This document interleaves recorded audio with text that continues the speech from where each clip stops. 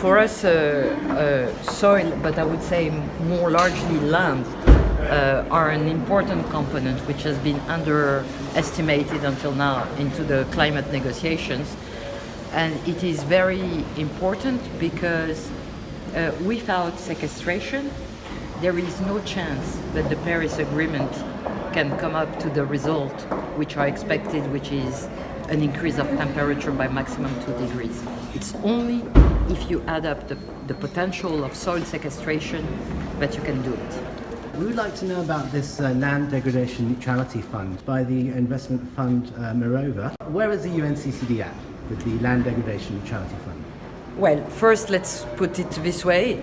As you know, we have launched also a big program of land degradation neutrality without the fund, and to make sure that countries put up a target.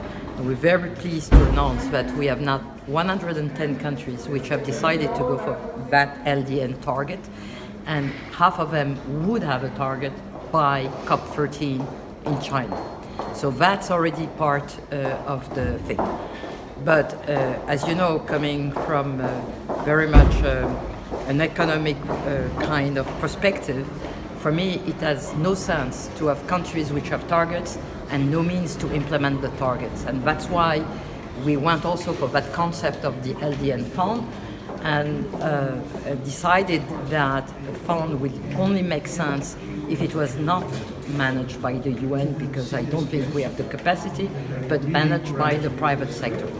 And we have decided to give it to Mirova, as you know, which is this investment fund. And I'm very pleased to announce that by COP13, the LDN fund will be operational. We hope that it will be operational by June this year, and we hope to make a first closing, so in June, around 300 million euros. It is the first time that such a fund is launched in something which is more on ecosystems things, land, agriculture, and which touch more upon poverty questions than in the past. Why it is the first one? It's because it's a complicated matter.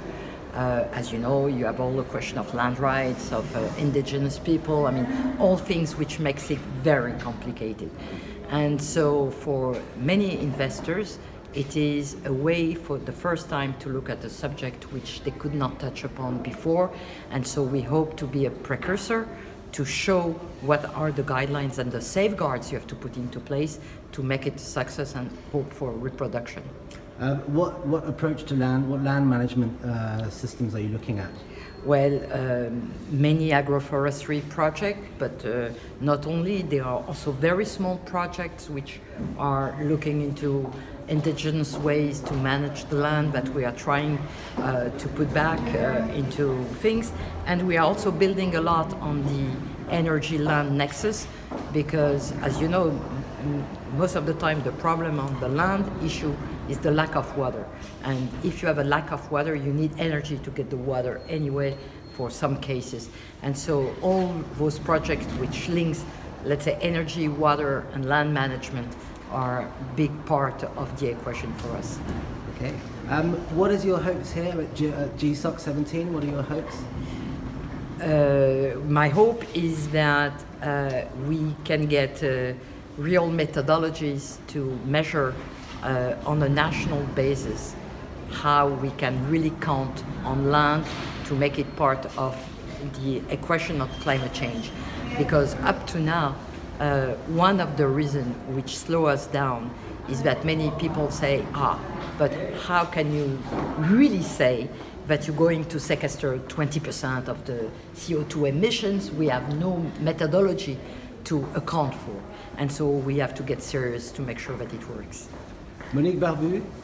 Thank you so very much for joining us today. This was Monique Barbut, Executive Secretary of the United Nations Convention to Combat Desertification.